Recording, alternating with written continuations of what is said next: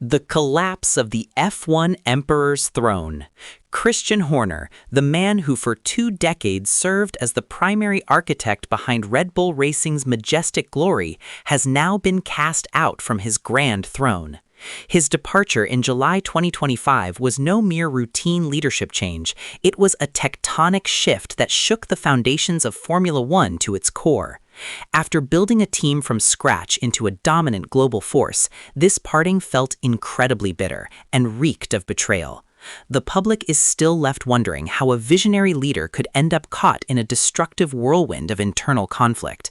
His exit leaves a massive black hole within Red Bull, a leadership vacuum that is nearly impossible to fill, marking the definitive end of a golden era that may never be replicated in the history of the sport.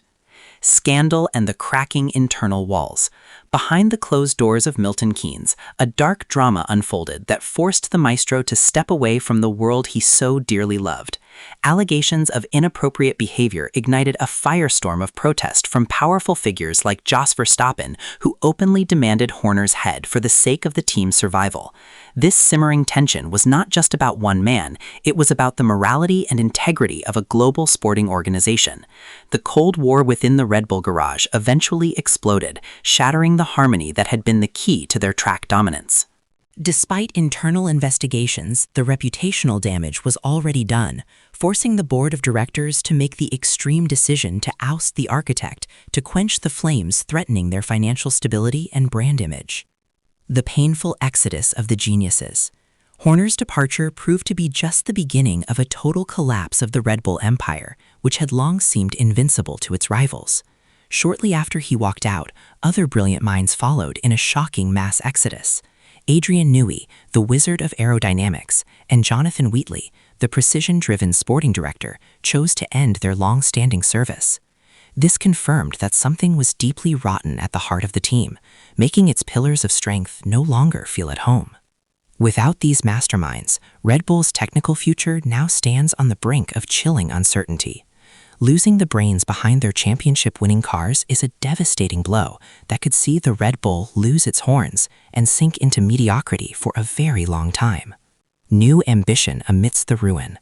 However, a wounded lion does not simply surrender to a cruel fate. Christian Horner is reportedly refusing to stay idle and is planning an incredibly ambitious countermaneuver. He has turned his gaze toward Alpine, a team currently staggering at the bottom of the standings, as a fresh canvas to paint his unextinguished ambitions. Horner is not arriving empty-handed. He is said to be bringing massive financial backing from a global business consortium ready to inject £600 million to seize control. This is not merely about finding a new job. It is an attempt to build a new empire, even grander than the one he previously commanded. With iron determination, he seeks to prove to the world that he is a true ruler capable of transforming a backmarker into a feared world champion. High-stakes secret negotiations. In the quiet shadows, high-level negotiations are taking place between Horner's camp and Renault's top brass in Paris.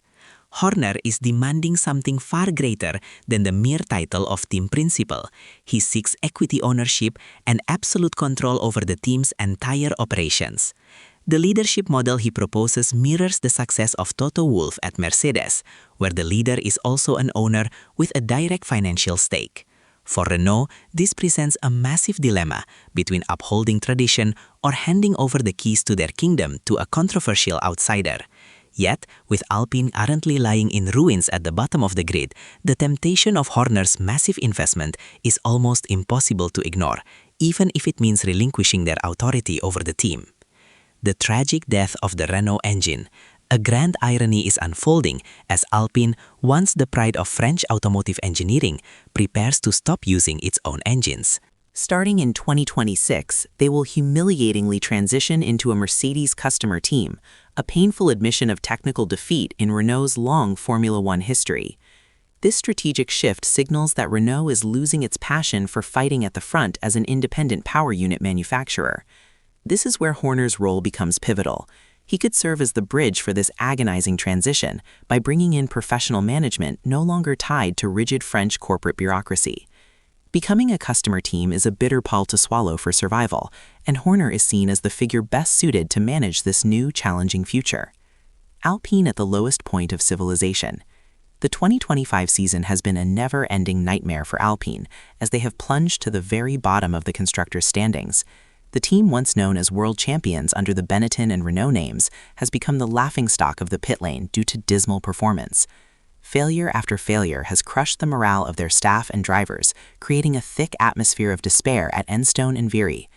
In this critical situation, the arrival of a figure of Horner's caliber is viewed as either a miracle or the final chance to escape total annihilation.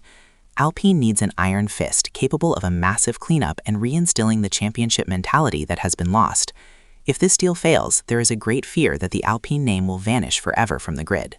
A revolutionary vision toward 2026.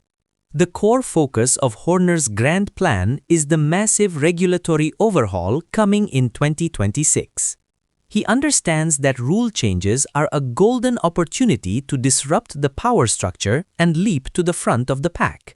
With the investment funds he brings, Horner plans to recruit top-tier talent from across the grid to build a revolutionary Alpine car of the future. He doesn't just want to compete for points, he wants to directly challenge Mercedes, Ferrari, and of course, his former team, Red Bull.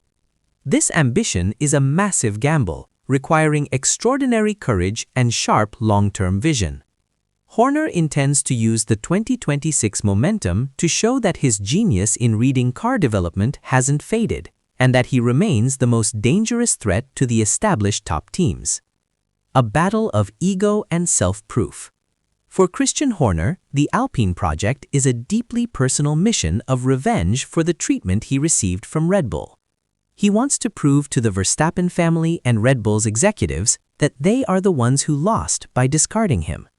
There is a powerful ego-driven urge to demonstrate that Red Bull's success was purely due to his Midas touch, not mere luck.